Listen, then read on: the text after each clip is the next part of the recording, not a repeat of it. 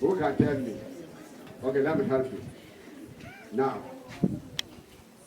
to be successful in this world and in the hereafter, the first of your aim is for Allah to appreciate you, you see, and then love you.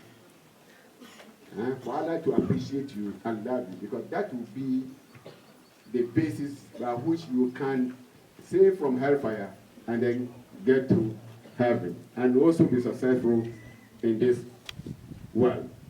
So that should be the first aim of every human being who is living on this earth. And for that matter, the vision of you, in order to be able to fulfill this aim, you need this these 5 principles. Now, number 1, you have to love Allah. You need to love Allah. And to be able